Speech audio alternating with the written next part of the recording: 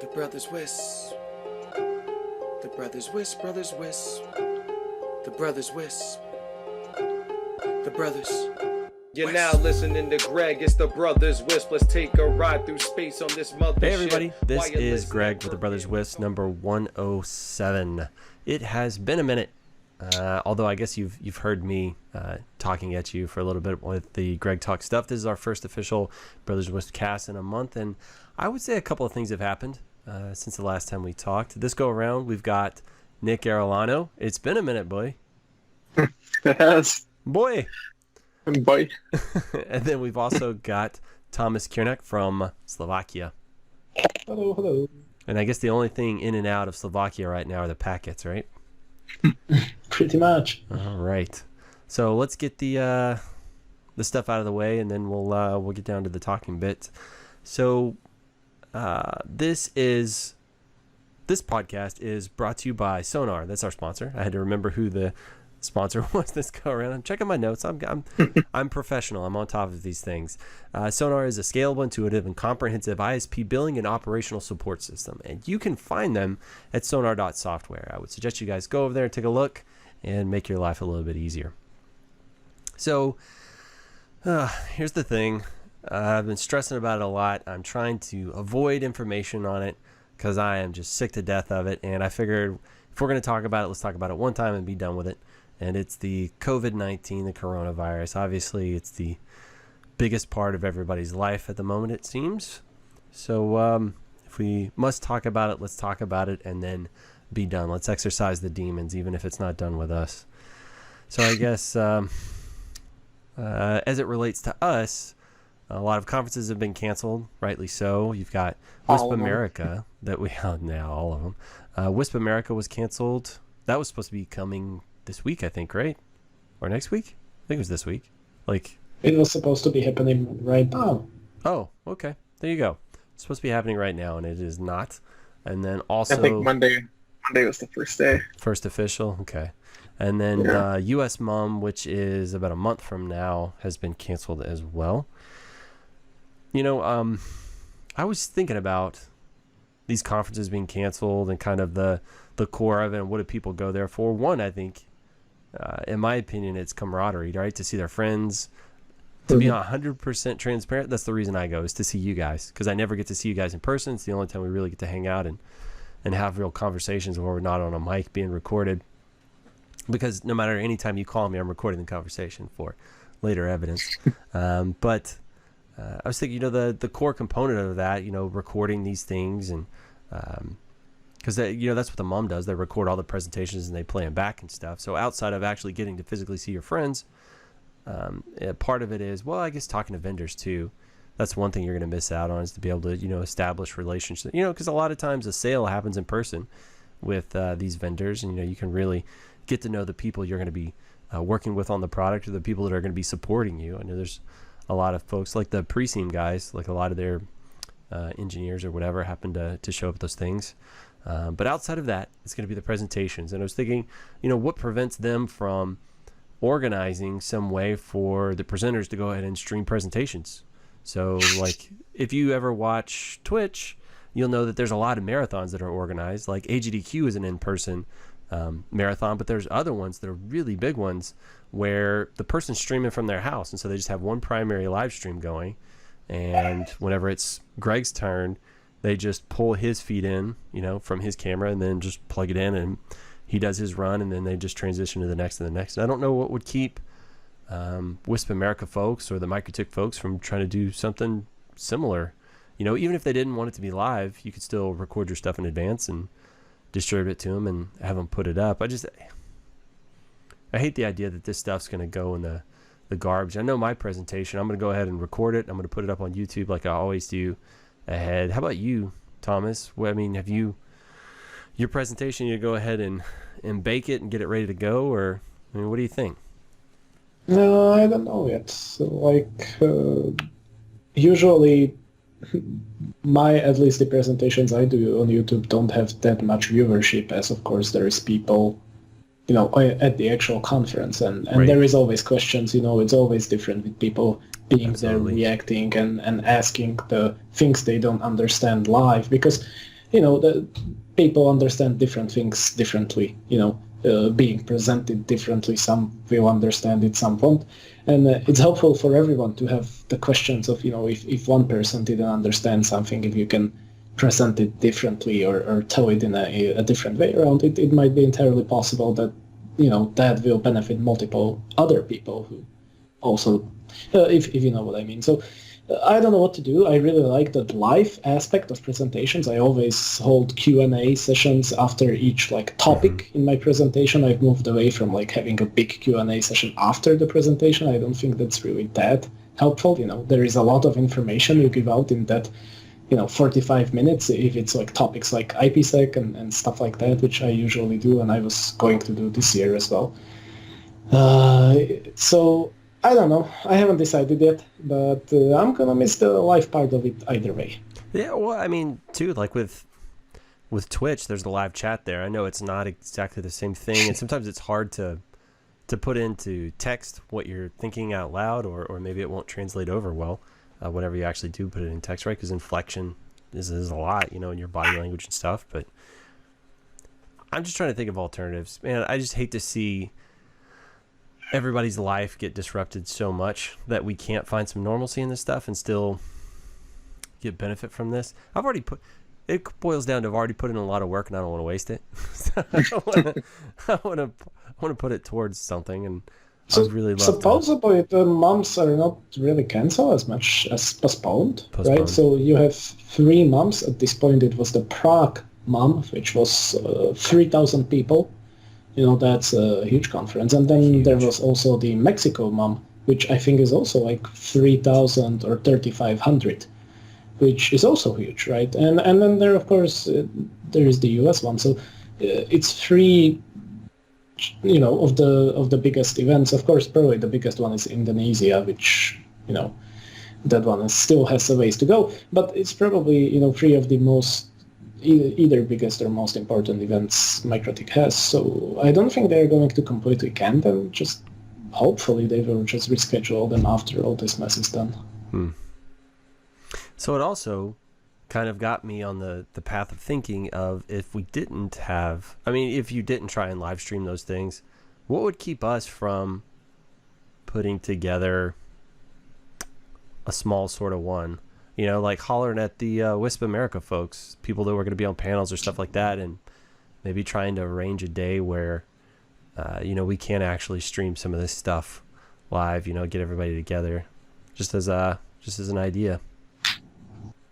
I think most of the people I've talked to, it comes down to how much they paid dollar amount wise, and a lot of them like to have drinks with the vendors and stuff, not so much the talks there. It's talking with the vendors and networking with people. So I've already been kind of poking around Facebook and seeing some of the responses people have, and overwhelmingly a lot of people don't want an online conference. They just want a refund. So to me, that's the value of WISPAmerica, is I actually get to sit down and meet people and get to know them and stuff like that, as opposed to the information's great too, but as well with the mums, to be honest with you, outside of the presentations I'm usually involved with, if you're not a good friend of mine, I'm probably not going to sit in your presentation. If I want to catch something, I'll usually watch it later on the stream or whatever. Just, I don't know, it just seems like your time there is limited and it's valuable to me to be able to spend it with other people. So, I don't know. It's tough. Let's see. So, of those people that tried to cancel their hotels and flights and stuff like that, I've been hearing people having success, so that's good. I still haven't killed my mom stuff. I need to go ahead and do that. Expedia sent out an email asking people please not to try and cancel anything unless you're 7 days out from your flight, because they're so inundated with people right now they can't handle the volume. So I might have to wait a little bit before I do that, but that's unfortunate for sure. Let's see what other news came out of this. Hangouts, Zoom, Cisco, like WebEx, Camtasia. There's a lot of people that are offering free services for a few months, right? For work remote, work from home sort of solutions. I thought that was kind of cool and obviously clever on their part, right? Get people to use their product, find out they like it, and then continue to use it. If the volume of people that are fixing to start working from home and doing everything from home, I wonder if they can actually handle that kind of influx on their services if they really had people take them up on it. I'm assuming they probably could, because it's not like everybody's going to use it at once, right? Any of this stuff attract you guys? Any interest in testing out any of this stuff, seeing as though they're making it free? Yeah, some of the stuff is cool. Even like Discord, they upped the free tier to like 50 live stream feeds or something. I think it's nice that they're helping people connect, but looking at all the bandwidth graphs, all the IXs and stuff are getting hammered with everyone on the internet all day now.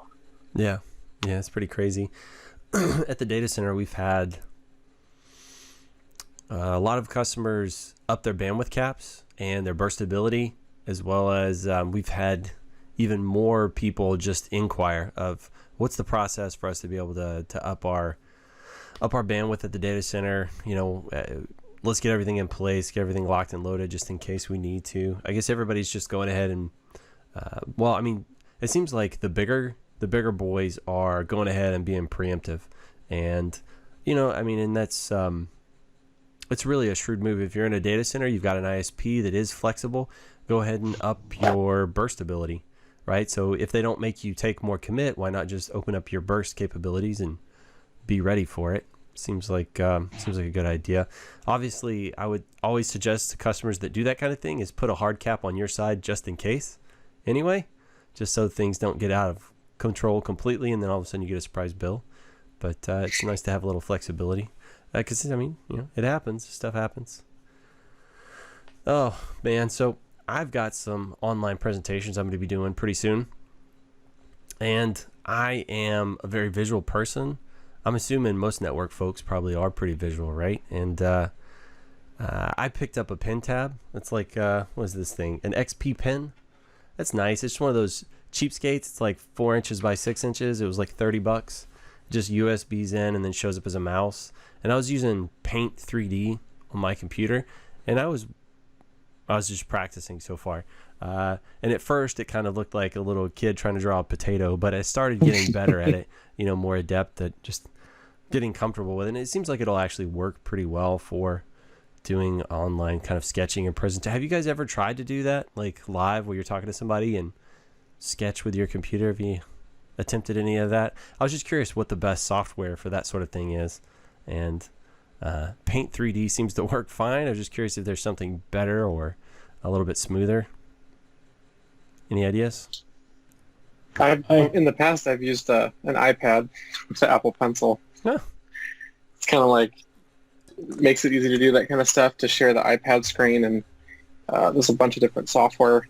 And having something to write with definitely helps a lot. Circle things, draw lines, paths, and stuff. Yeah, I'm horrible. I am crap at drawing with a mouse, so I knew that wasn't going to work. Yeah. Especially if I'm going to end up doing this a lot more. I was thinking I really need some kind of usable solution, so it seems like it works.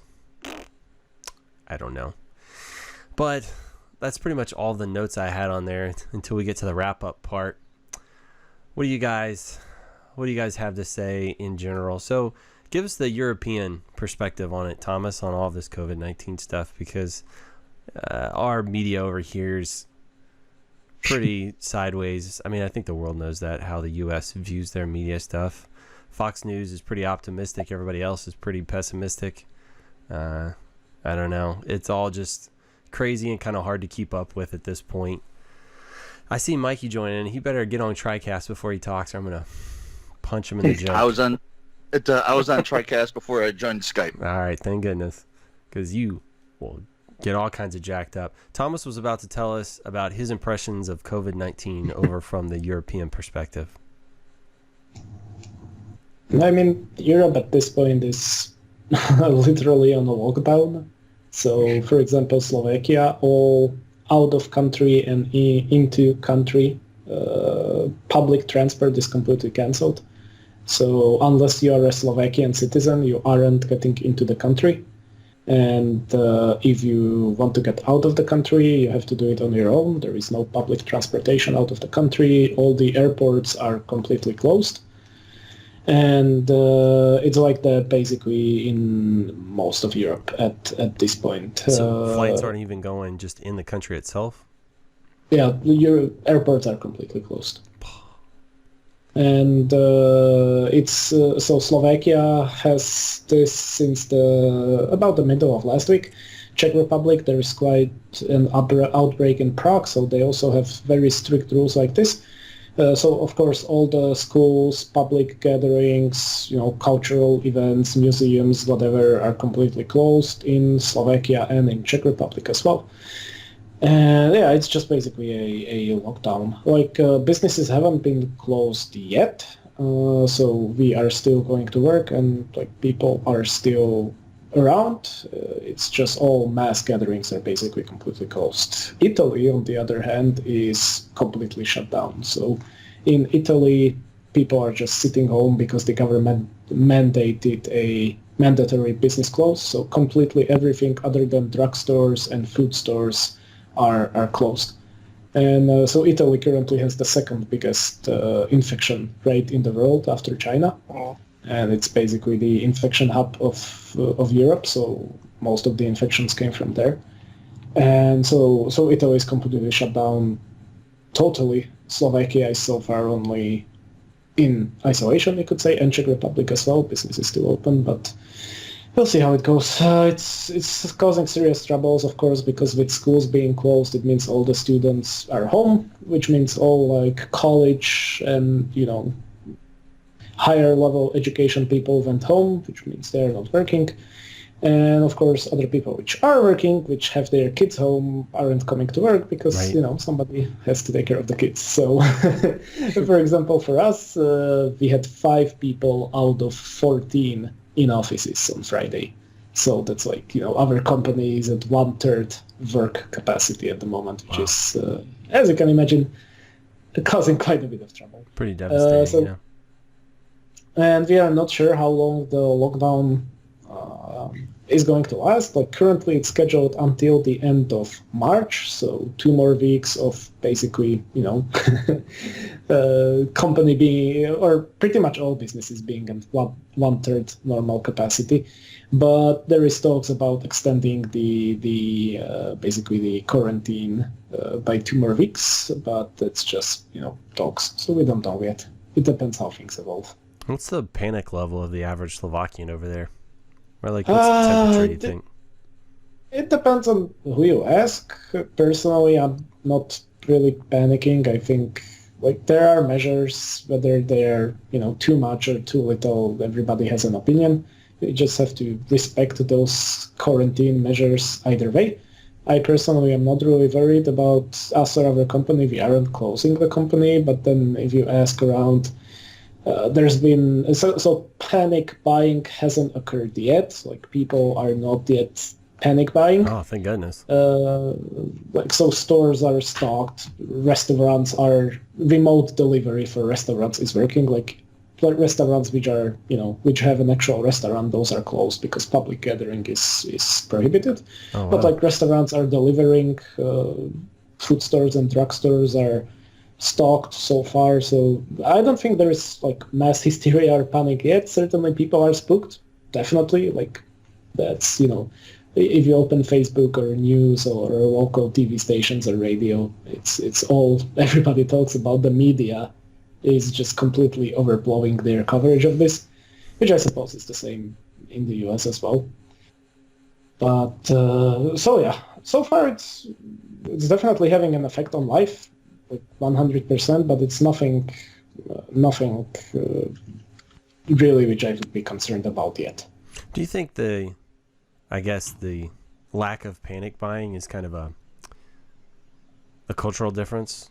Like for Slovakians, do you think that kind of speaks to the way you guys think and feel? Because Americans are losing their shit. I think it's because generally we're stupid in America. I mean, that goes for a lot of things in America.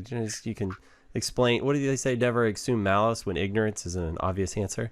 So that works a lot for America. I mean, our grocery store shelves are empty. So I've got this friend of mine, she's 73 years old, and she lives in this retirement community near Austin called Sun City. And so she tried to go to the grocery store. Is it a Del Webb community? Yeah, I think Del Webb has a whole bunch of those real big Sun ones. City communities. And she tried to go to the grocery store, and they had a line out the door. They're only letting so many people in. and they're basically rationing products. Like, as people come through, you can only buy so many things. You can only buy so many things because people are just losing their minds. I mean, there's like grocery stores, there's like virtually no meat. There's no like frozen vegetables in our area. I don't know if I'm assuming it's not the same way across all of the U.S. Hopefully, maybe people in the north have a little bit more sense. Nope. But so those people start panic buying. So what do you have to do? You have to actually get a little bit more stuff when the opportunity arises, because all these other idiots are going to take it all. So it just kind of feeds on itself. And to be honest with you, I've quarantined myself from Facebook, so I'm not getting on there for the foreseeable future, because it is sucking the life out of me. It is like making me so upset. And nothing right now. I haven't. The only good thing that comes out of this are all the memes I see people posting, but there's not enough memes to outweigh all of the stuff that's just breaking my heart as I'm scrolling down my feed. So I'm done with that. So unless you guys post memes in the Slack, I'm not gonna see it on Facebook. So what you're saying is that we need to make a memes channel so that people who are on Facebook can then paste the memes there. Well, I mean, we even have like a COVID-19 channel in the Slack, and I may be done with that one for a while too, because it is just sucking the life out of me. It really is. I'm just tired. If the Slack channel is sucking the life out of you, then yeah, do not go on Facebook. Do not. Yeah. I mean, it's like, I would say over a third of the posts I see are people trying to figure out where to buy water, who has water, who has toilet paper, what pictures of empty shelves, and it's like people are panicking about buying water. I'm like, we all have taps. Yeah. We're in America. We're not in some third world country. You can just turn the faucet on and water comes out of it. To give you water, and it's continue to be chlorinated, and everything's gonna be. It's insane. And toilet paper. We manufacture the toilet paper here in the United States. We're not reliant on China or Italy for our toilet paper. Why are you buying all of it? Just understand it. One thing though is that you learn just how little exposure there is in the general public to anything outside of a big box store. A couple of the towns whose self-organized Facebook groups I've joined, they have like a little locally owned grocery store, and like people are just raging on them for price gouging when that's their normal price. Like, Walmart is $6, Target is $9, and these guys are $12, and they're raging on them for jacking the price because it's $12. And it's like, I think it's always $12. Yeah, those little corner stores out in the middle of nowhere. Yeah, for sure. But it's because the box stores have been raided, and so now it's just where can I possibly get this? Yeah. Oh, this other place. And it's times like this that the dregs of society always come out. So you're always going to see the worst of people in this scenario. It's your $120 bottle of Purell on eBay or whatever. You're always going to see this crap in these times. And, there was literally a fight at the Naperville Costco over toilet paper. There was like a fist fight there. It's insane. I think they closed for like 2 hours over it. Yep. That's crazy. What did I see? Like absolutely crazy. A shirt or a cup that said "Panic at the Costco." It's just, it is what But so I try and like think of how can I lift myself up? How can I feel better about all this bullshit?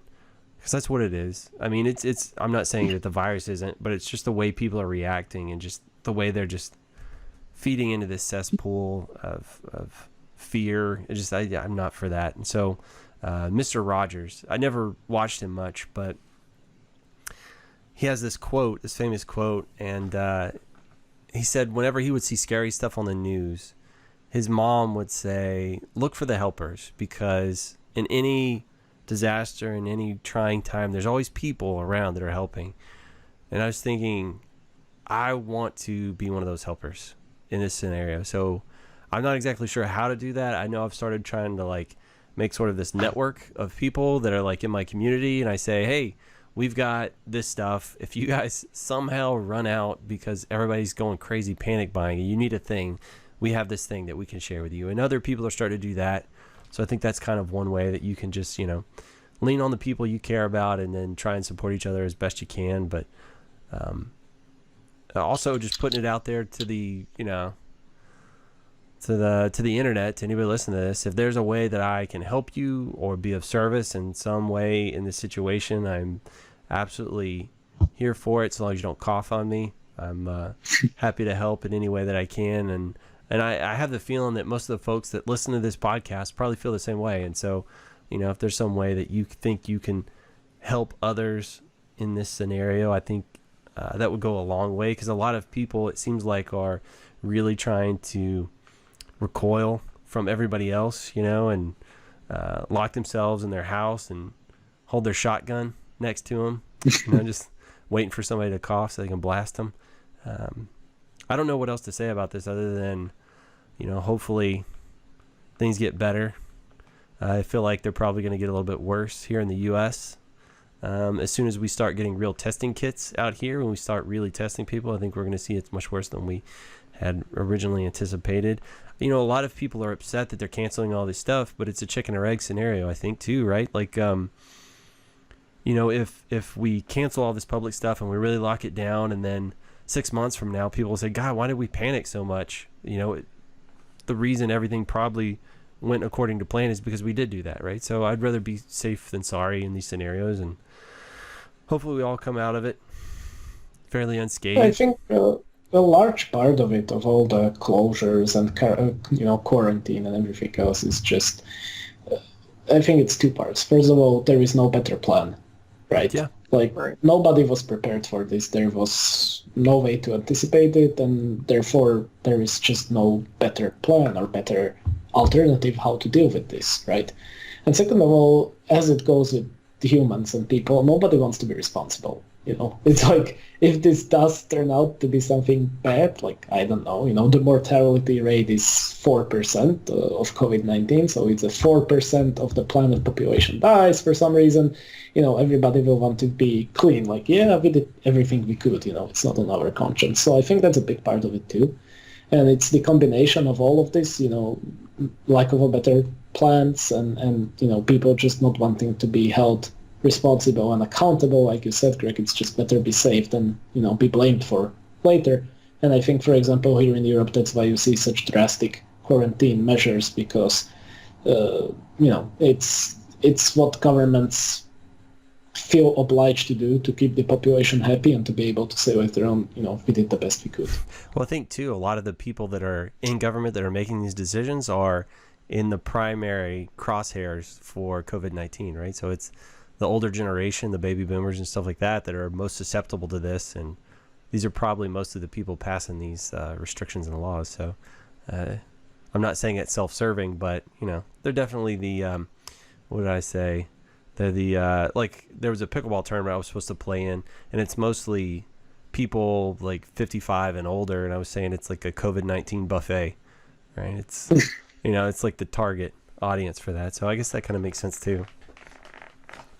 But really, who wants to look their neighbor in the eye and say, I'm sorry your husband or wife died because I hesitated and didn't do something quick enough?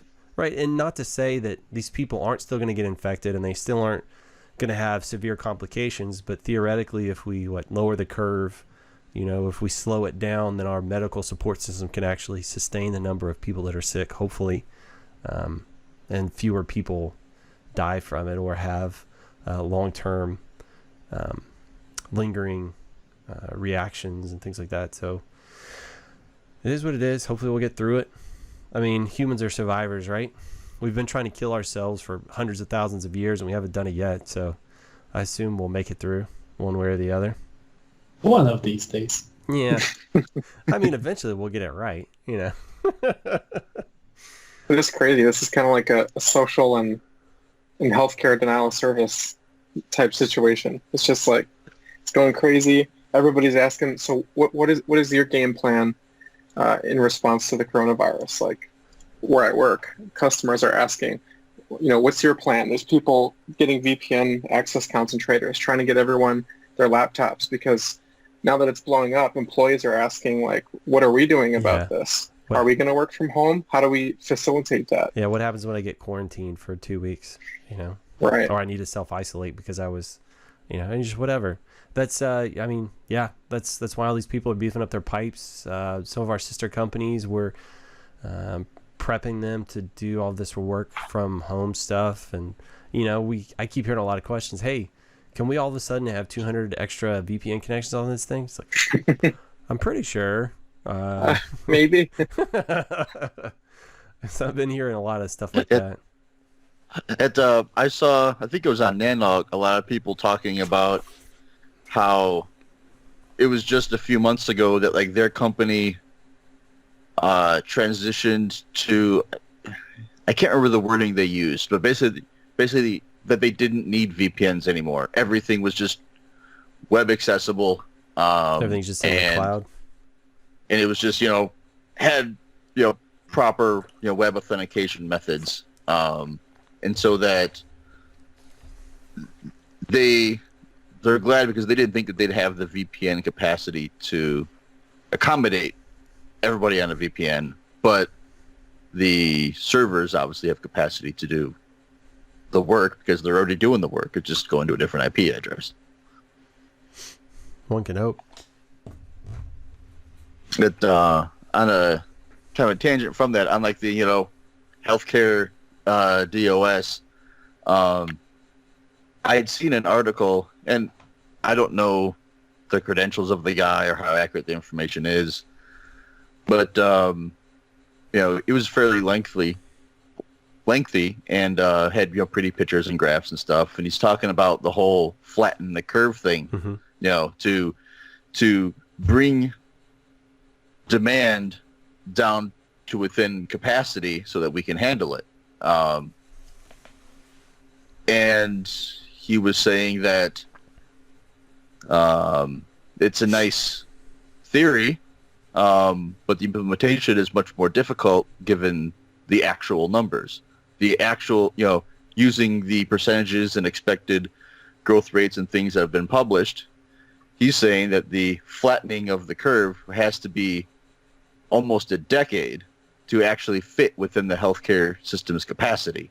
Wow. Like, flattening it for 2 weeks or a month isn't going to do anything if, I forget the percentages, but, if it was in the U.S., if 180 million get sick, only a small portion of that actually need healthcare.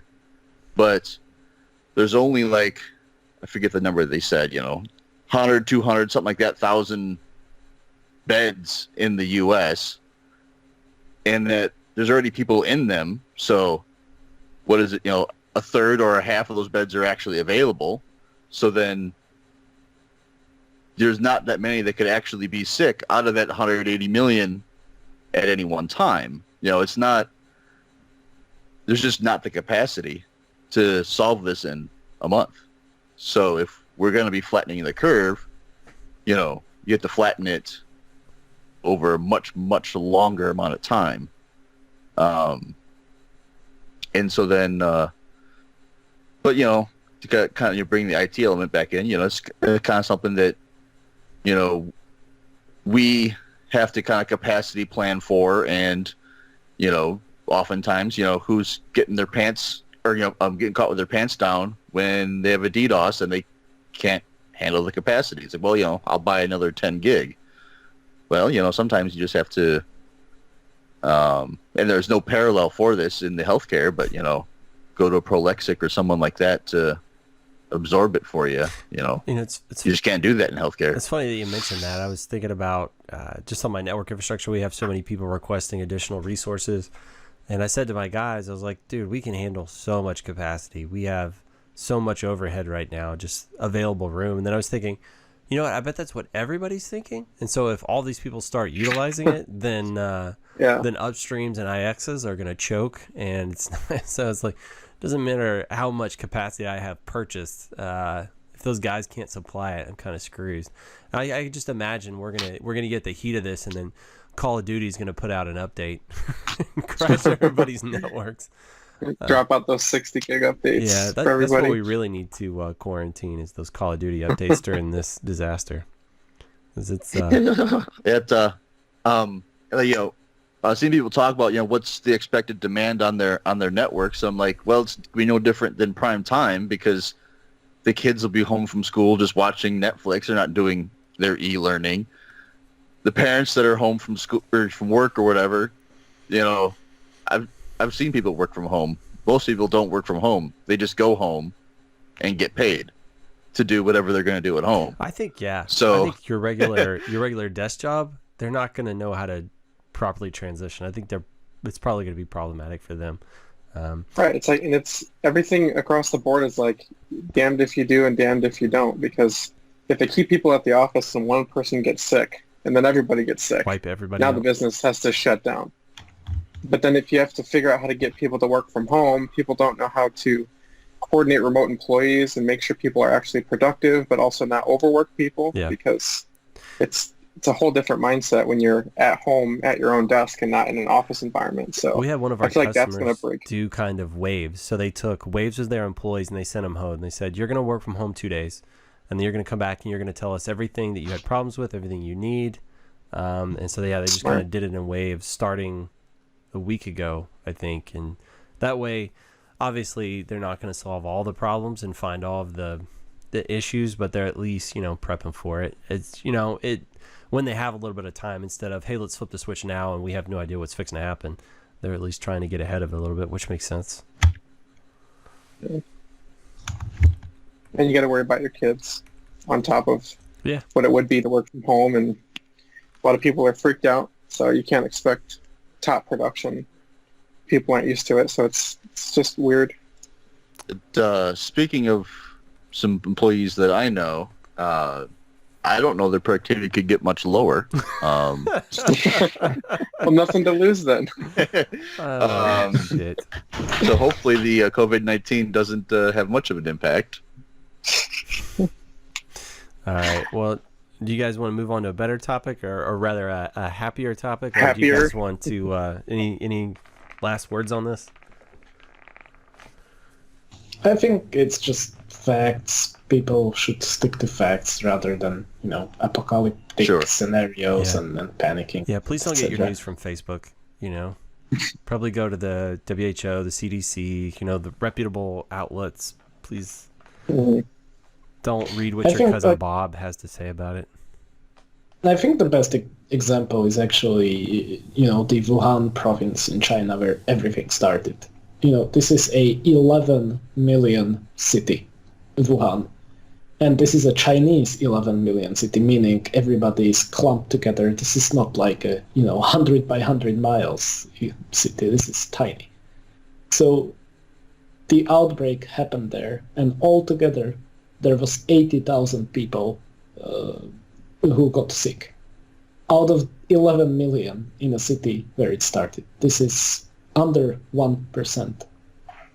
And out of those 1%, 3.4% actually died, right? So this is like 0.004%, right?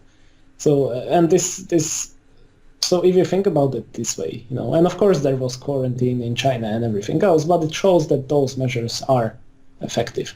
And right now China is reporting less cases than Europe, for example.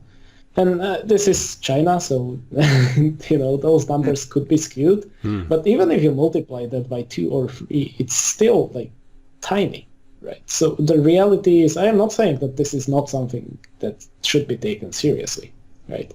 But the number and facts, show that this is not something that you have like a 50% probability you will die. No, realistically, it's 0.003% chance that something will die to you, which is pretty much the same chance when you do like skydiving, right, or any more adrenaline based sport. So it's really, it should not be taken seriously, but there is no reason to panic. Excellent. Well, China also had like specialized clinics. Like they already had infrastructure in place for quarantine people for these types of situations. And I think they said it took a total of 4 hours between the initial examination, getting CT scans done, and confirming whether or not they had the infection. And so they kind of had some infrastructure in place for this, but still, that is pretty crazy with their density that they were able to mitigate this so quickly. Well, I mean, it's interesting because a lot of these bird flu, swine flus, N1H1, they come out of these wet markets in China. So they come out of these wet markets, they close the wet markets for a few months, and then as soon as it's passed over, they open those jokers back up. Hopefully, waiting for the next one. Hopefully they can do something about that this go around, and save all of us, another. I mean, I'm trying to figure out, how effective I am going to be at wiping my butt with my hand, and how many times. I think I'm going to wash it for longer than 20 seconds. You sing "Come On Arlene." Boy, I don't know what song you sing while you're washing your hands. Boy, my hands are clean. Yeah, so I just... Well, there's a lot of Facebook ads for bidets now, so you can order those and install them. Dude, I have been fishing to get one of those for a while. I think I finally got my wife on board. One of those nice, ones that warm the water and everything. I think I would be on. I transitioned to using, the dude wipe things, the small ones that are flushable, the compact ones. I'm a new man. I am. They're great. So I think I'm full on board for the car wash downstairs, whatever the Toto wash lead or the little things you put in there, man. I could do that. I could see myself doing that for sure. I could go further, but I just decided not to. So I think that was good. We're probably that was pretty good. I'll save it for this. All right, let's get on to more happier, interesting things than that. Some far less depressing. So one is I have my second CCNA course just went live, which I am so thankful for LinkedIn allowing me to do this stuff. So it went live about a week ago. It's the second part, so there's going to be 3 parts. I'm not sure when the third part's going to be released. I've already recorded it, delivered all that stuff. I think they said that they just went through beta and everything looks clean, so I don't have to do any edits, which means they're going to ask me for the question answer thing. I always wait to the very last minute till they demand I have it within a few days, and then I'll actually do it. So that's rapidly approaching, but go click on that thing. I get a couple of cents every time you do, so thank you guys and appreciate it. I saw recently, I don't remember why I was on Fiberstore, but I was on Fiberstore, and I saw that they now have, and maybe they've had this for a while, but they have wireless controller and access point. I thought that was interesting. Do you guys feel the need to, is there a hole in the market that we needed Fiberstore to start carrying this stuff? What do you think? Not at all. It feels like a really saturated part of the market. Their controllers are $1,300, and their APs range from $69, $108, and $300. So, there is a hole, but this product doesn't fill it. The hole is that there are very few platforms that are as easy to use for the low-skilled person as Unify. But Unify has a broad range of shortcomings. So there is a hole for something that is easy to use for a layperson, and yet, lets you configure more than one WAN IP, or does one-to-one NAT, or lets you see logs. Yeah, that's one gripe I have about the Unifies. There's not good debug information sort of in there. So if somebody's having a problem, really be able to troubleshoot it as effectively. But you're right. I mean, it is the easiest thing to use, especially for a layperson. I would feel much more comfortable giving somebody access to Unify if they're, if they just want to look at graphs and stuff, than say Capsman. They're going to be lost. Of the other manufacturers that are out there, are any of them as easy to use as Unify? I would expect Microtech. No, they're not known for easy to use interfaces. Tom Smith, but Arubas and Cisco's and I don't even know everybody. Yeah, Cisco's wireless LAN controllers is It's just as ugly as Fiber Store's LAN controllers or WAN controllers, wireless LAN controllers interface is. Maybe Meraki? I've never looked at the Meraki interface. Maybe it's a little bit easier. It's not very good. All right, well, there you go. So yes, there is a hole. It's just that nobody seems able to fill the hole. Yeah, it's more of a software hole than a hardware hole. Yeah, for sure. Well, maybe there's an API on this thing. Maybe you can roll your... But nobody wants to do with that. FiberStore, I wouldn't. That's what I would be worried about. So I've used a lot of FiberStore switches, and you can tell they try to get really close to like the Cisco CLI, but they've had typos where words are misspelled between firmware, and that would be my biggest concern. Would be actually being able to get logs out of these things and manage them outside of their horrible, really dated like web GUIs. Yeah. So I don't know. I don't trust it after the switch experiences. I like how stuff that configures like Cisco, they generally refer to it as industry standard CLI. That's usually the marketing term for we're very Cisco-like, but just different enough to annoy you. So be ready. Also with FiberStore, like talking about the switches, like just about every single FiberStore switch model has a different operating system, a different CLI, and a different way to configure it. These are OEM switches with reference operating systems or OEM operating systems. FiberStore doesn't have their own firmware division, doesn't have their own software, OS, Linux division, whatever you want to call it, right? And I would be very afraid that the same fragmentation will happen in all their other product lines as well. You will get suddenly a second generation of wireless, and it won't be backwards or forwards compatible at all with anything. It will have a completely different way to configure it. It's what FiberStore does. And I know because we have 6 separate FiberStore switch drivers in MUMUS. Yeah, I guess to that point, you don't know if they're going to stop carrying that model of access point tomorrow, right? For that matter, you just... Yeah, and if it's not forwards and backwards compatible with the controller, you're done there, right? Yeah. You can't expand anymore. You can't do anything. So, yeah, just FiberStore... Be careful when you're buying it and deploying it, or rather be aware of what those things really are and how they function. So just buy the fiber. Just buy fiber. Leave the other stuff. I like their optics too. I think their optics are great. I've always had good success with them. I've bought WDM, passive gear and optics, and it's worked, but and I like their enclosures too. Their enclosures, their bulkheads, their LIUs, those are good. But so as somewhat of a tangent here from the topic, so one of Ubiquity's shortfalls is lack of diagnostic logging information. Yeah.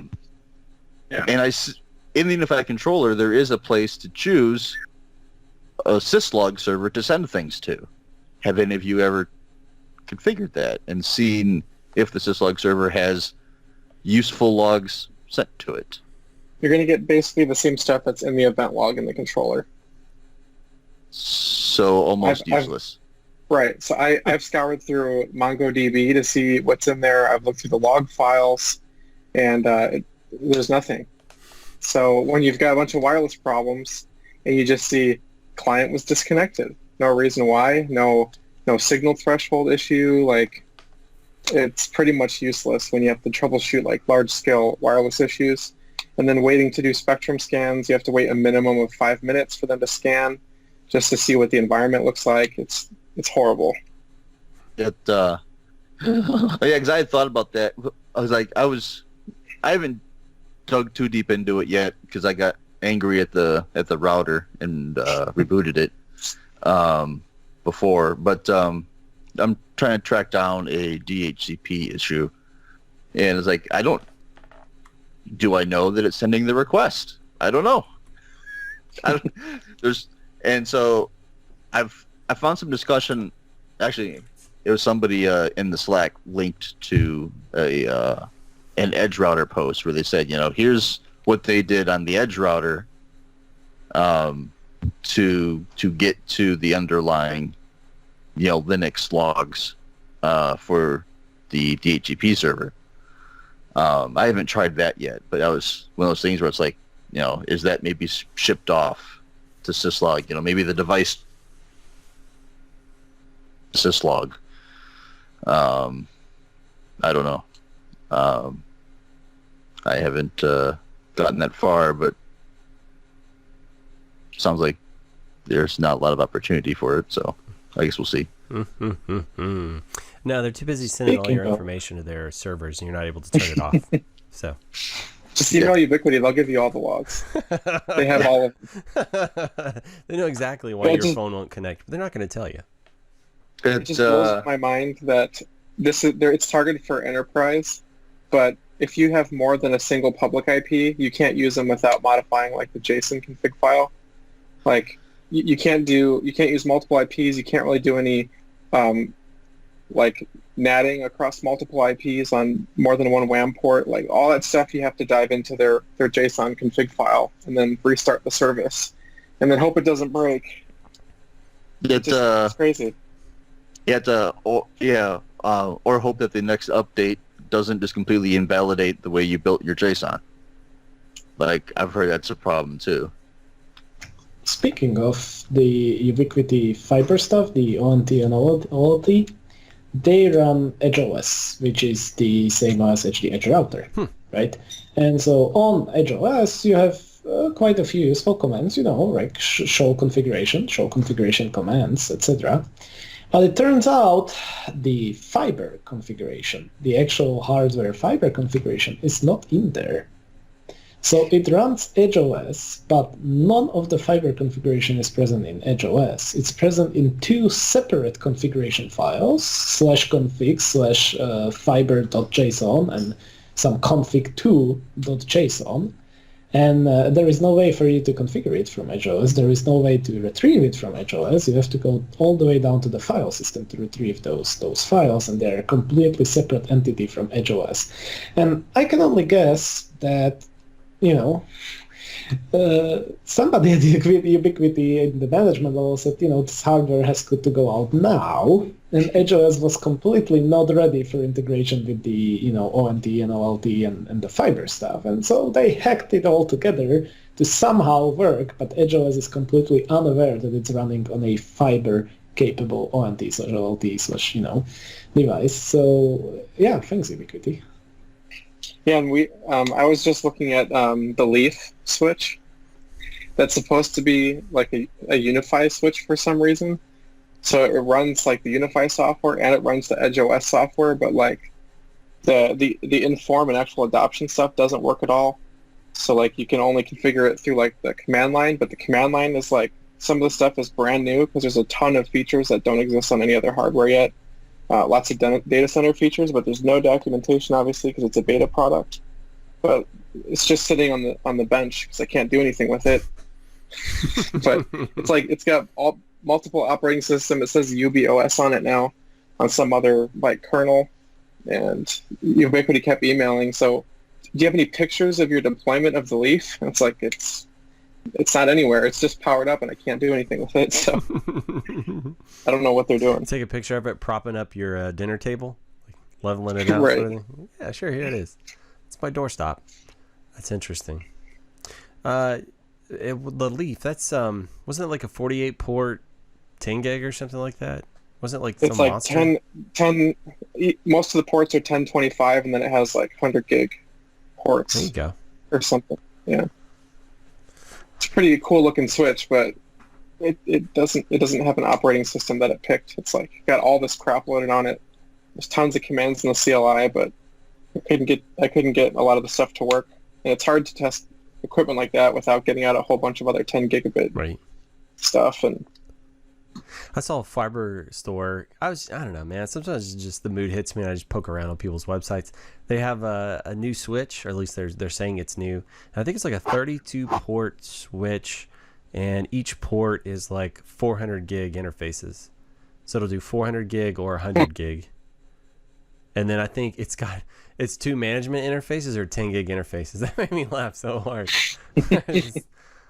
What a world we live in now, where your management network is running on 10 gig. I think it has one copper gig port on it though, so it's technically you could still manage it through that, but it listed the 10 gigs as management. And maybe even it does. I think those ports even have the capability of doing like 4 25 gig off of each one, like with an adapter or something. I don't know. Seemed like an interesting switch. I hadn't really seen anything like it. Of course, I haven't been looking for anything like it. I think it was coming in at like $8,000, somewhere in that neighborhood. So, which sounds like a steal for something that can push that many packets. But I think sometimes you get what you pay for, as Thomas was alluding to earlier. Well, one cool thing I did like about the Leaf is the management port's actually just a USB-C port. So you can just use like a C2C cable in your computer, and it exposes like the serial interface. So you just console into it with just one cable, USB-C. I thought that was kind of cool. That's cool. Did you have to install some special drivers for it, or did you just pull them right off Nope. the internet? Nope. On my Mac, I plugged it in, and I used the screen utility in the terminal, and it interacted just like console. They've got something built into the port, so it was super easy. I couldn't figure out how to get into it at first for management, and then I saw the port, and I just tried a cable, and sure enough, it responded over console, and I could go through the command line just with the USB-C cable. Interesting. Is it going to work with my compact Windows XP laptop, though? Probably not, and you probably shouldn't be using that. Somebody was asking in the Slack the other day for building basic websites. It didn't occur to me that people still use just static templates for content that doesn't change very often, but it absolutely makes sense. So Thomas, you recommended HTML5up.net, and I think Ollie said something like w3layouts.com. I clicked on the link for HTML5up. It looked like it was some pretty clean looking little templates, and they're inexpensive, right? So those are completely free. Free is inexpensive, yes. And by the way, hosting static HTML content is coming back in a big way.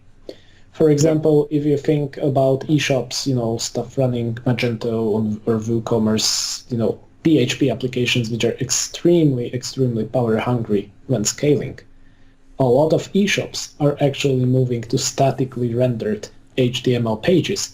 And, they of course combine that with backend search and stuff like that, but a large part of the web is moving back into statically hosted pages because you don't need server power, you don't need processing power, you can distribute that all through CDNs and, geo-local caching and stuff like that. So static pages are absolutely, still being utilized very much and even gaining on popularity lately. So, and I'm just unfamiliar with this stuff entirely. Does that mean if you're running an eShop, you would have like some kind of cloud-based provider and you just pull that into your static templates? So they're really doing all the heavy lifting and you just have kind of the little front end for it? Or, are you still hosting the database and all that stuff? Like, what do you mean? So you are, of course, hosting the database. And for example, the search is going off to your database. But when you search for something, it's just a redirect to a statically rendered HTML page. You aren't loading live data from the server backend, which is what saves all of the processing power, especially with Magento and WooCommerce and the PHP stuff. I know a big eShop, web shop here in Slovakia that is paying, and this is in Slovakia, this is a local, we are a 6 million country, and they are paying, I think, somewhere around $9,000 a month for their servers, for their eShop. And it's just that power hungry, WordPress plugins and, as I said, Magento, WooCommerce and whatever. It's just that power hungry. You can't scale it horizontally. You have to scale it vertically, and it's just expensive. And so, yeah, absolutely, a lot of the trend is moving to partially static rendered web pages with functionality like search and comments, feedback, and stuff like that. But still, of course, that has to be server side. Gotcha. Right, but as much content as you can load as a static content and offload to a CDN, that just makes it much cheaper in the long term. So does that mean like at the time where you enter a new product in your database, it just will automatically create a static page and then have it sitting there? So it renders it out to a static page and it sends that to the CDN. Process.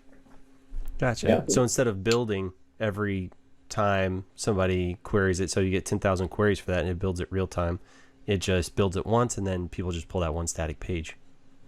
That's exactly the use case. Yeah, and there's services like one of my favorite ones that I use is called Netlify, and they will bundle and host the site, and their free tier is super generous. So for most like low traffic sites or blogs and stuff, you can pretty much host it for free. And so instead of having like a WordPress backend, you can write like a markdown file that has like your blog post, and you can make sure it all works, and then you can bundle it and then ship it on Netlify, and then they put it out on the CDN. And as long as you don't have a ton of traffic, you don't really have to pay for the site. And I think most people that have like private static websites and stuff could host their websites for free. There's so much tooling out there now and frameworks for this to help build the static pages, but they load super quick.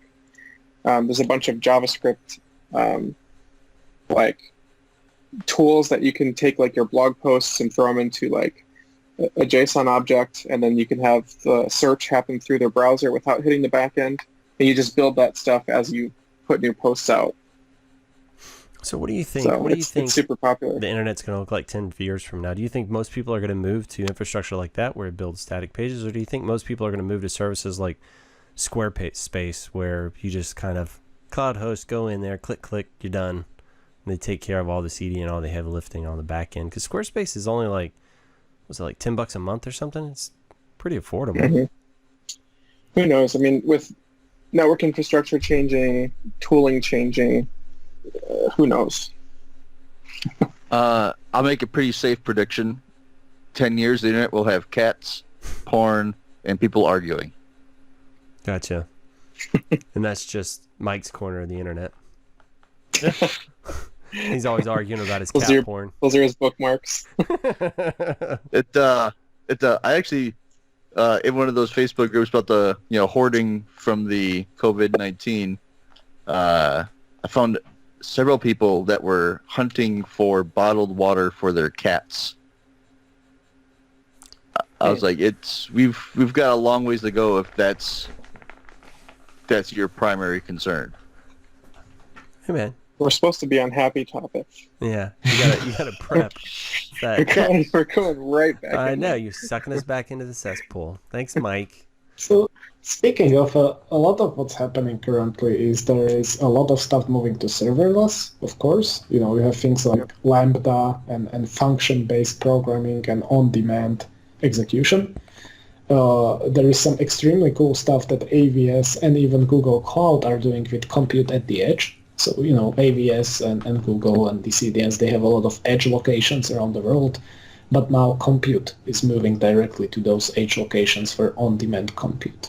So you have there is a big wave of basically what's called a no-code, movement happening right now, where you aren't even writing code, you are just composing services out of available blueprints, and it's so there is that. Then you have movement to static content where you can. So it's just, I don't think there is a single technology that will win. Like Nick said, the tooling is expanding, the available options are expanding, and who would have guessed? People will try to pick the most option which is the cheapest and most comfortable for them, right? So I think there will be a lot of fragmentation between various services. You will still see big fat PHP servers. You will still see, Ruby and Ruby on Rails stuff, although that's really gone into the dark zone now. And then you will see cool new technologies like Lambda, compute at the edge, like no-code movements and people moving to, platforms that provide services for them. So I think it's just fragmentation and everybody utilizing the tool that's best for his or her use case and making the most sense financially and in implementation complexity. And how many years before that goes away? Because it seems like all these things come and go every few years. Like, oh, this is the new thing now, and then like in some number of years, it's like, oh, you're still doing that? Well, it also feels like it takes forever for us to completely deprecate old technologies. I think all of us, well, maybe barring Thomas, support some really ancient stuff that should not be on the network anymore. right? It just seems like some stuff just won't die. You know, some technologies just, especially when the government gets a hold of them, there's still so much COBOL in the U.S. government. You know, I think like our missile system still works off of like big giant 5 1/4 floppies or something like that. So, I think it's actually 8-inch floppies. there you go, even bigger. So like even older, things I didn't even knew existed until I was in the space for 10 or 15 years. I was like, wait, there's something bigger than the 5 1/4? Well, and software is getting really interesting now too, because I was going to make a joke there at Mike's expense, but I'm just gonna leave it at that. It goes along with his cat porn. Anyway, what were you saying, Nick? I was just saying, and software development is getting really interesting now today because we have all these really interesting code compiling tools, and now there's all these pseudo languages coming out, and it almost doesn't matter at this point, depending on the application, of course, but there's like just-in-time compilers coming out for PHP.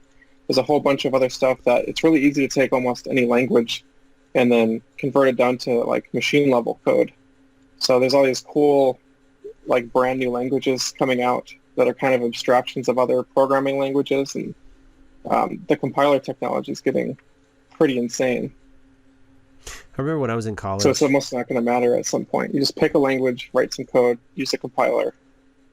And go. Yeah, I remember when I was in college in like 2002, back in the long ago, we were learning COBOL and Assembler and then C++ and then Visual Basic. And I remember how much I loved Visual Basic just because it was so fast and dirty, which very much speaks to my personality. But I really just like the simplicity of those high level languages, right? Where they do all the interpretation down to some kind of machine language for you. But then they used to make us learn the assembler stuff too, because there's some applications where if you don't do it in assembler, it's not going to be fast enough. But you know what? I've never worked on anything that was so time sensitive that I couldn't write it in the worst high level language you can imagine. It would still be way faster than absolutely necessary. I know there's a lot of optimizations that people can make nowadays, and I guess like with these giant frameworks, I'm assuming that makes a lot of difference, right? If you have a massive framework and you need it to use as little compute power as possible, right? Because that equals dollars nowadays, especially when you're doing all that cloud-based stuff. Mm-hmm. That really makes sense, So, right? actually, it's the opposite way around. Compute is cheap. People are expensive. Huh? There is not enough programmers. There is not enough, there is always more demand for developers. And also, developers want to use cool new technologies. If you write something in assembly, what you are limiting yourself to a tiny pool of developers that will be able to maintain it going long term, right? So compute is really cheap. It's you want a code base that's maintainable, that's up to date, that's secure, that's scalable, that's with good tooling, and that you won't get with any technology like assembly or super old C or something similar, right? So it's a much more complicated debate than just is it fast? That's not the right question. The right question is is it scalable? Is it secure? Will we be able to maintain it going long term, etc. All the things that somebody who develops a top-notch piece of software would know, right? Yeah. These are the things that we I got a man on the inside over here, Thomas. Yeah, for sure. Because, I mean, that's the lens you look at the world through now, right? Yeah, definitely. It's, yeah.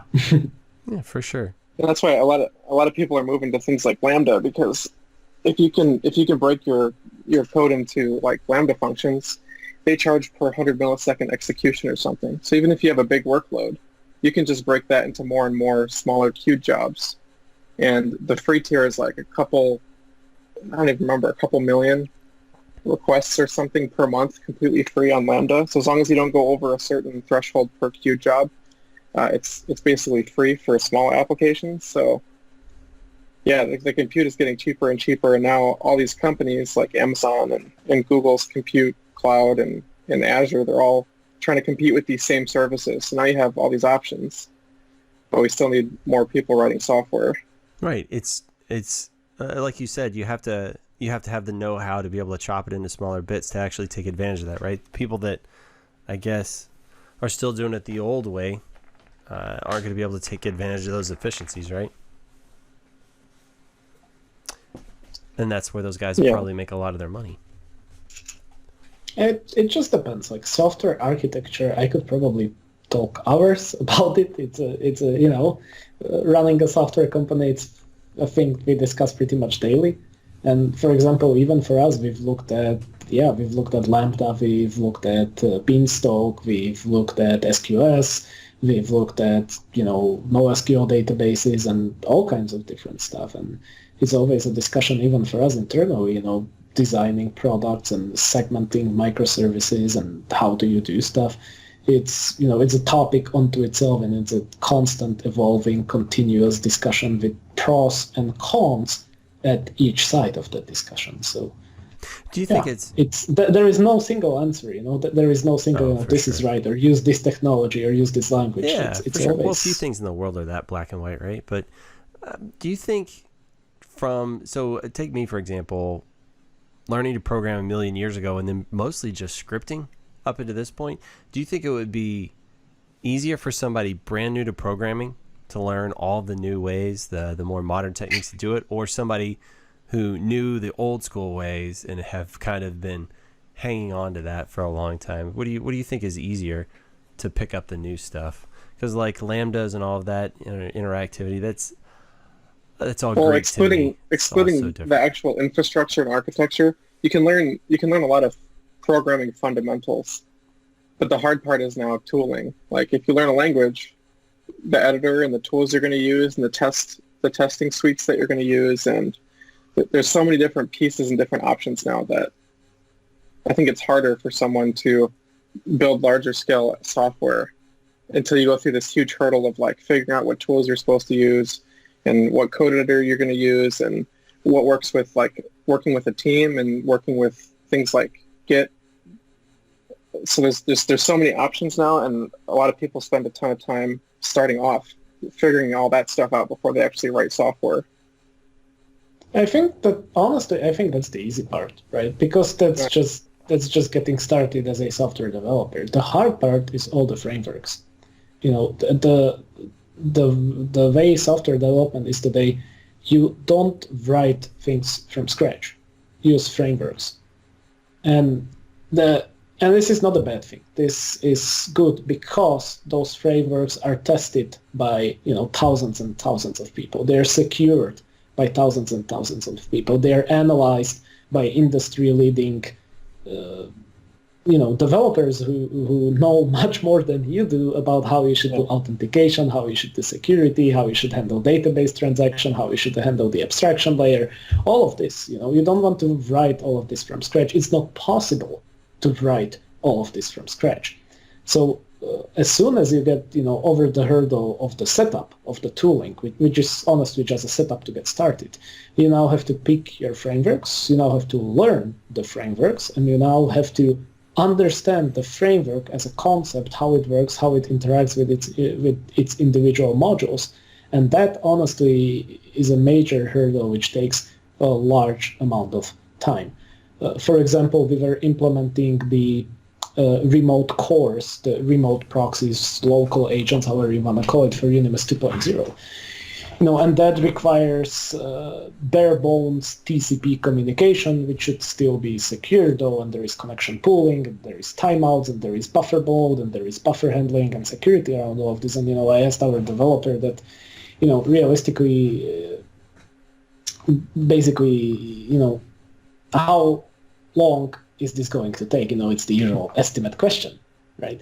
And he said, well, I can't tell you that until I read about 5,000 lines of the framework, which we are going to use, right? So, and we use Spring Security and Spring TCP, and we use the Spring framework for Unimus, right? But so even to be able to answer a basic question of, how long will something take and what is the complexity of this implementation, first you have to study a 5,000 line of a framework. Dig under the hood. Yeah. Right. So a lot of the development time is not spent developing. It's spent learning the framework, working with the frameworks, and bending them to your will, basically, and understanding them enough to be able to accomplish the job that you want today. So since everything is, framework based today, it doesn't really matter if you are new or old to programming. So this is where I'm getting to. It doesn't really matter if you are new or old. You will still be picking up something which you don't understand, even if you understand the language. Gotcha. And if you are starting, you won't understand the framework. It kind of sounds like you're a pilot, but you can't just get into any airplane and immediately know how to fly it, right? The instrumentation is going to be different, the way you operate it. So while you're a programmer, you still have to figure out how the framework works. How to take off, how to check it out. When this light goes off on the dash, what does that actually mean? You just got to know all the basics before you can actually get in there. But how do you figure out which airplane's the best airplane for you? Seems like a pretty daunting task then. Luckily, there's so much cheap education material out there, which kind of makes things a lot easier. If you want to learn something, there's a lot of really high quality places that you can get course material on. Just in your spare time, which is, didn't exist years ago. So that does help a lot. If you look at it, we can even go to things like scripting and back to our core knowledge of networking, right? So let's say you want to write some automation by yourself, right? So usually, first of all, the language would be, or the question will be, which language do I use, right? And the answer of that is, okay, so which languages have the best support for network scripting and network operations? You do some research and find out, that's probably Python, right? Python has the most varied and the most available libraries for network communication and network scripting. All right, so then you decide, well, I need SSH, right? And I have no idea how SSH works from scratch. I have no idea how to write cryptography functions, which means I need a library for SSH, right? And then, okay, but how do I interact with devices? How do I deal with CLIs? How do I do terminal emulation? And then you figure out, okay, so I probably need to use Paramiko or NetMiko or Napalm or something. And then suddenly we are back to frameworks, right? So even with something as simple as I want to, write some script that connects to some devices and does something, right? Basics of automation. Suddenly you learn, Paramiko, NetMiko, Napalm, whatever you choose. Suddenly you have to learn some SSH library. Suddenly you have to learn probably, at some point a web interface would be nice. And then you need to learn how Flask works in Python and how to, build flasks and modules and stuff like that. And suddenly you realize this is a job for a team. And, that's how software development goes today. It's that not was all anymore a a hypothetical simple scenario, right, Thomas? Well, hopefully. So normally you would just buy software that does this for you, because if you want to do this, properly at production grade quality, that requires a whole different ordeal of time to catch all the edge cases, handle all the exceptions and errors and logs and blah, blah, blah. So, at some point it makes more sense to just purchase the software unless you want to maintain it for years and years and etc. But that's a different debate. What I was getting into is even with something as simple as I want to script a few switches, right? You run into this, okay, I have to learn a framework first. I don't want to say problem. You run into this thing, and it's across all of programming today. So anything you want to do, you will have to utilize outside libraries, you will have to utilize frameworks, you will have to learn all of it to be able to be effectively use it, and I'm probably talking way too much about stuff that's not interesting enough. I think people just love that sexy Latvian accent you have. Yeah. Wrong European country, but I'll take it. Oh, I'm sorry. I was looking at a MikroTik link, and I said, it was talking about Latvians. I said Latvian. Slovakian accent. Oh man! All right, let's move on then. So I know I've been hurt before. We've been burned by this before. Looking inside of the MikroTik files, decorrecting them, decompressing them, what have you. One time we found an April Fool's joke, which was so funny with new hardware, but this one seems to be a little bit more legitimate. Somebody looked at the kernel object file in version 7.0 B5, and they found some reference to some, I think, unannounced CCRs, right? CCR 2004s. And there's a lot of alphabet soup there.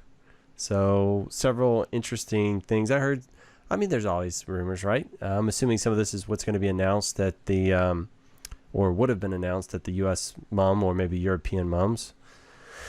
But let me see, what was some of the speculation? I think there was some 802.1AY or something like that. What is it? The 60 gigahertz stuff. Yeah, it's like 60 gigahertz where it can bond multiple channels together to get like 20 or 40 megabits through it. Or, sorry, gigabit. Wow, that's not very fast. 1 20 million megabit per dollars. second. Yeah. Sir, that's nothing today. Yeah. So a lot of scuttlebutt about that. And I think somebody was talking about some of the parts. Perhaps they would actually be modules that would slide into a chassis even. Who knows, right? Maybe a modular system coming our way. I can't remember. I think Thrift likes to speculate on a lot of that stuff, doesn't he, Mike? Yeah, well, and then so the product numbers that are in that forum post, they mostly correlate to known MikroTik, product naming conventions. I'm looking at their wiki page right now. XC is a combo 1025 SFP plus. XS is a 25 gig SFP plus. So a lot of those numbers you can translate them into what they actually are from the MikroTik page. Obviously, we don't know the underlying, CPU system.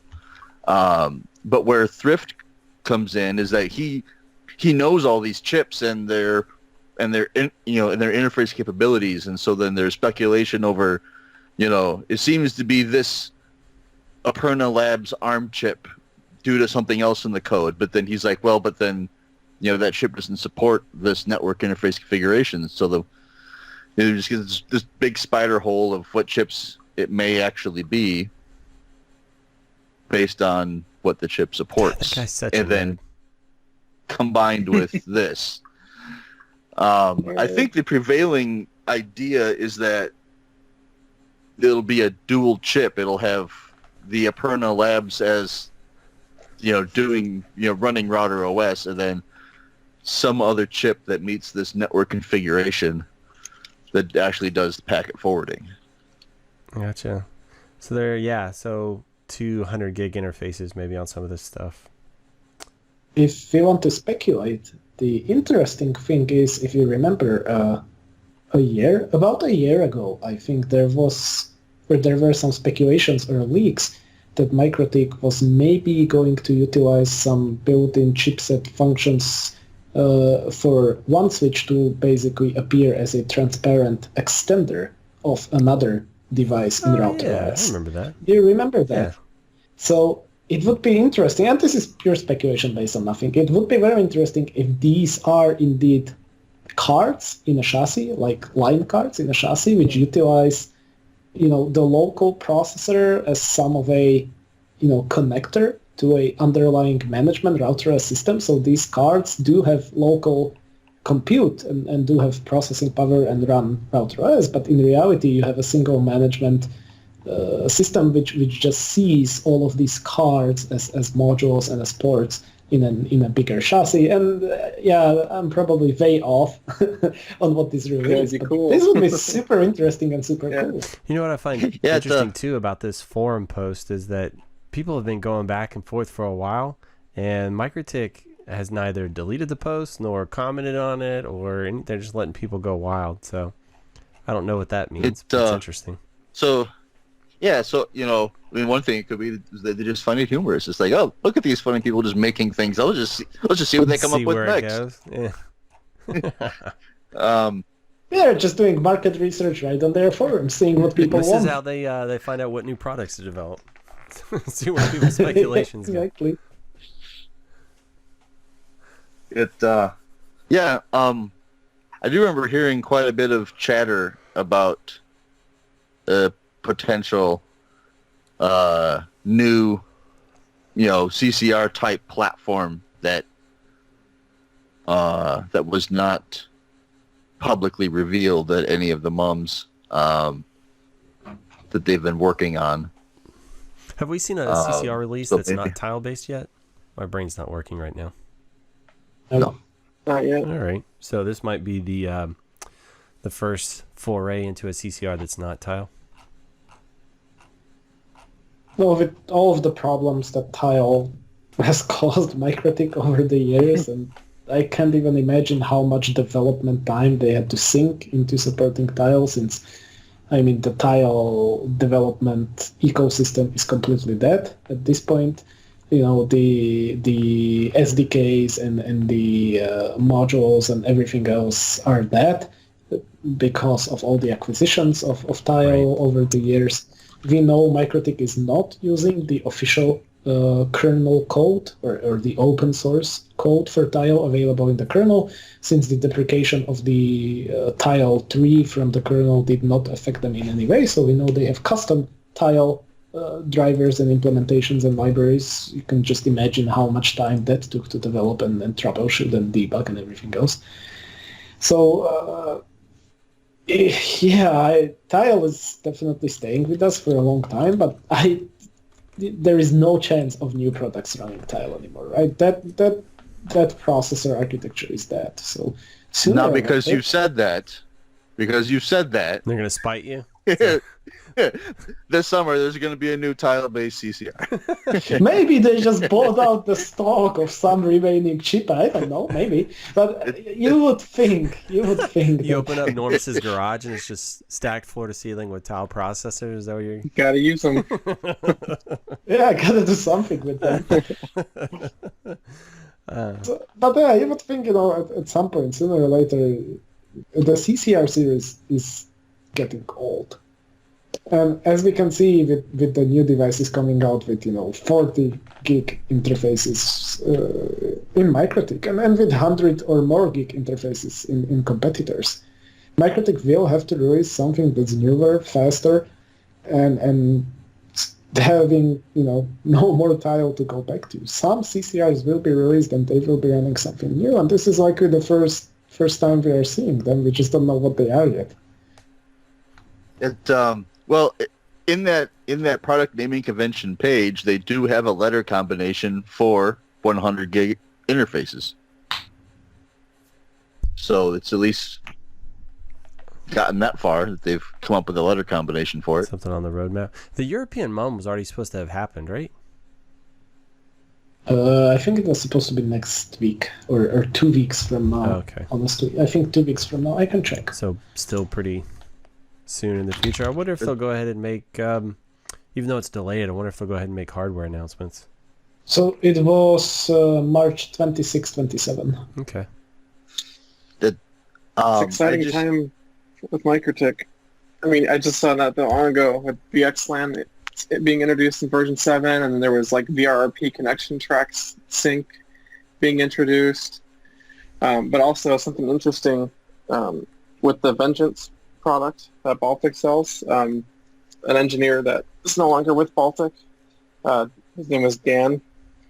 He actually did some testing, and apparently once you get up to like the 40 gigabit traffic through the through router OS, there's like some weird out of order packet issue that still has to be addressed, which I'm curious what's going to happen with that now that they're planning on 100 gigabit interfaces and stuff. But through testing in iPerf, there was an issue where over a certain threshold, router OS was just like causing some weird out of order packet thing, and it was confirmed with MikroTik, and we haven't heard anything back about that yet. Interesting. So I'm curious how that's going to... Well, the first generation of 100 gig interfaces could be switched interfaces as opposed to routed, I guess. And then, they'll say, well, this is really a switch, not a router, so don't try and run, 100 gigs from one subnet to the other on this thing. With the number of people posting in Facebook about the poor routing capacity of the CRS series, can you imagine when they come out with a 100 gig switch and it's not a router? What these people are going to try to do? Oh, I bought this 100 gig router and it can only do 75 megabit. What the hell? I don't want to use the switch chip. I want to use the CPU. Yeah. This is actually a really interesting discussion because if you think about it, until the CRS series, everything MikroTik has done for 15 years, likely even more, but I think it's 15 years that they make hardware. Everything has always been software-based. All forwarding in RouterOS, it's always been software. There is no, there has been no dedicated ASIC functionality up until CRS, right? So it will, and CCRs, the current generation with Tylera of CCRs, are also software-based forwarding. You know, each port, each interface on the CCR, it has a direct PCI Express connection to the CPU. And so it will be very interesting to see if the new CCRs are still utilizing this software-only control plane and forwarding plane architecture, or if they did indeed switch to some, control plane versus ASIC forwarding-based system. And I suppose we will see, but it will be super interesting to see if MikroTik is also changing their plans and their philosophy, basically, and switching from software-only forwarding to hardware forwarding.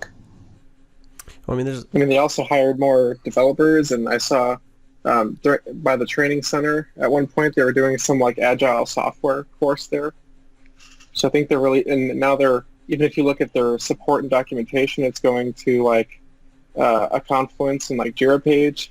Everything is kind of like improving overall process-wise back end, and so who knows what's going to happen, but they obviously care a lot about it. Yeah, I did. To that end, I saw somebody posted, I don't know, maybe it was Ollie or Tommy or somebody posted up a link to help.mikrotik.com for the new packet flow diagram explanation in version 6, and it was new to me, and it's really nice because they not only show you the packet flow, but they actually walk through explaining things, which is something they don't traditionally do. Is actually kind of try and break down in human terms, relatable to a normal human, not like a Tomas-like robot that understands machine language natively with his connection straight into the matrix in the back of his head. I wish. But no, I think it's great, the direction, so they're sort of moving with that stuff for sure. Earlier someone made a comment about how old the CCR platform was. Cloudcore.com was registered October 30th, 2011. And that was the first website they had for the CCR series. That was before they even showed it on mikrotik.com. That's a while back. It is almost 8.5 years. All right, boyos. So we're at an hour and a half. You guys want to stick a fork in it? I guess your silence is acceptance. All right. Nick, if people want to get a hold of you out on the internet, how would you have them do that? Probably the Brothers WISP Slack group. You don't want. I mean, I could try to say my last name, but I don't know. I know. You just need a stage name. Just change it. Change it to something. A stage name. I'll have to think of that. Maybe it'll be pirate based since you like that so much. Yeah, so it's we're having kind of like an international American. What was it? Eurovision for who can be the best pirate? Nick or Thomas. Right now, Thomas is you're way in the rear, bud. Thomas used to have the kind of the curly mustachio look going, and maybe he's just making way for the young, new, scrappy guy to take the crown. Maybe that's what it is. Maybe No. You said this is all planned. What CDC recommends is when you get a face mask, a respirator, the mustache it leaks in outside air, and so obviously we are in quarantine. So I'm actually behind. Yeah. See, I prefer to just smear my face. Just smear your face with Crisco. Don't speak that upon me, Thomas. Just coat your face in Vaseline. Then the mask makes a good seal, and you're good to go. You don't have to worry about it. Properly lubricated. To solve both of those things, the pirate contest / the Nick's last name spelling to his website thing, piratenick.com is available. Wow. Pirate Nick. Great. I think Mike still has a website for me registered. I think he's still. I sure do. Good deal. Oh boy. I sure do. It's on the commitment to a joke. Also, very, very. I applaud you. Yes. It's even distributed via Cloudflare. From maximum availability in these trying times, you definitely want to get to this joke website Mike set up just for me. I appreciate that, bud. All right. So speaking of Mikey, how would you have people get a hold of you out on the internet? Leave me alone. Oh, fair enough. All right. I'm busy. All right. I like how it's gone from don't to just leave me alone. Right. It's getting worse. Well, he's in self-isolation, so obviously leave him alone. It gotta have that social disconnect. Yeah, it definitely makes sense. Not safe. Thomas, how would you have people get a hold of you? As always, just Google for me. You'll find me somewhere. And there is always unimus.net. We have live chat. Stop saying Google first. Say unimus.net first and then everything else. Say that first. That's the important one. You got to sell it, bud. Always be selling. ABC, always be closing. Right. That's what it is. All right. Come on, bud. Unimus.net. You can find Thomas. He loves to say live chat him, slip into his live chat DMs. He loves that. You know, it's always be unimusing. Always be unimusing. Is that a word? It is now. So something that just popped in my head is the last or one of the last Greg Talks I did. I was saying how nobody ever calls me just to say hi anymore, and so I get this call from Mike, and I immediately pick up the phone. And I'm like, "Hey, what you need, bud?" And he's like, "Oh, I just called to say hi because you said nobody." He's trolling.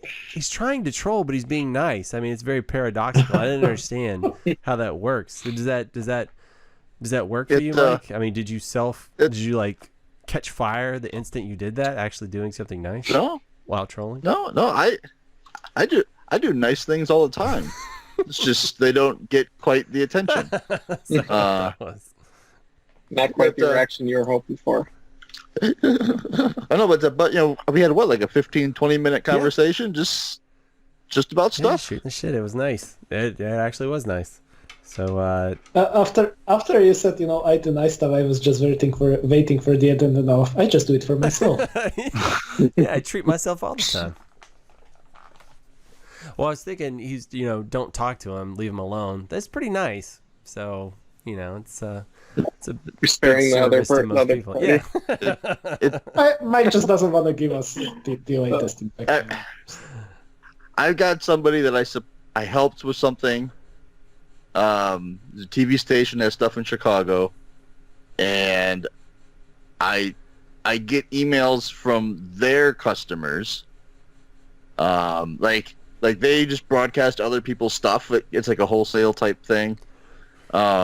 And I get emails from their customers about network accessibility issues, and it's like, just stop talk. Like I stop respond. Like I have yet to be paid by that client.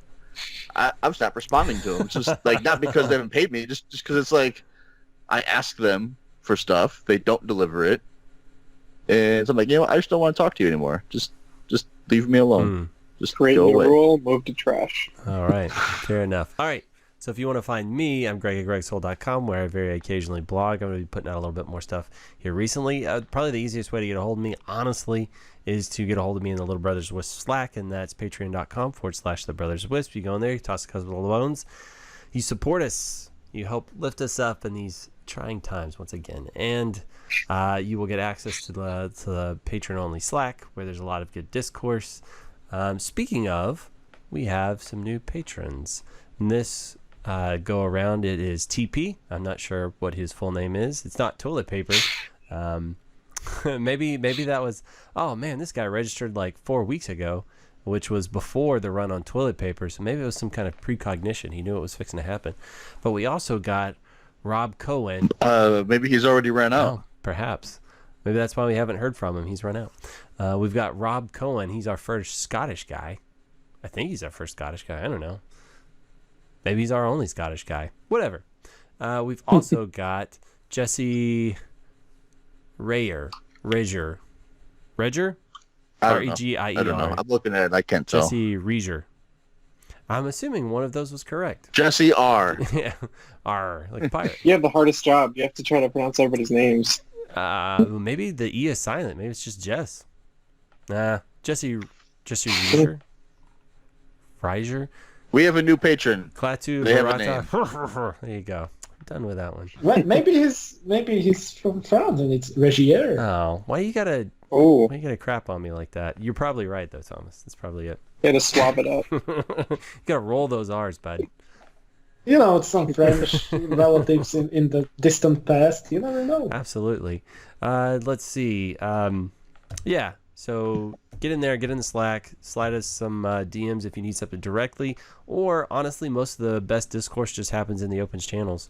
All kinds of good stuff. So a lot of the information here was plucked from those very channels, and it makes good fodder. I love talking about that stuff. I love reading what everybody's saying in there.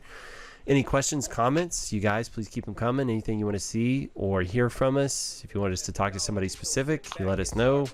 Contact us at the Brothers Wisp or Greg at gregsoul.com. They all go to the same place, honestly.